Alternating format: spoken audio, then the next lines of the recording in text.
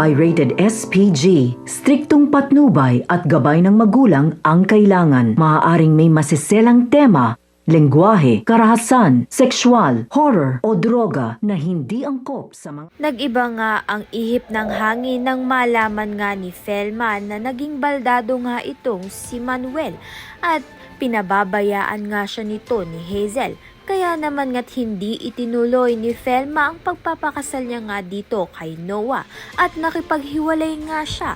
Subalit ito ngang si Andrea ay hindi nga sang-ayon sa naging desisyon ng kanyang ina na si Felma at gumagawa pa nga ng paraan itong si Andrea upang makipagbalikan na nga muli itong si Noah at si Felma. Subalit desidido na nga itong si Felma na hindi na nga ituloy ang kasal.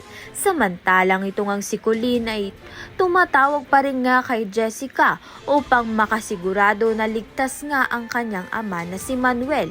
Samantalang ito ngang si Jessica ay nagpaplano nga na umuwi nga silang dalawa nito ni Manuel ng Pilipinas dahil binigyan nga sila ng pera na sapat nga sa kanila upang ngang magsimula muli sa Pilipinas. Kaya naman nga't nang saktong umalis nga itong si Hazel sa bahay nila at naiwan nga itong si Manuel at si Hazel ay doon nga sila tumakas papalayo dito kay Hazel at tuluyan na nga nila itong iniwan.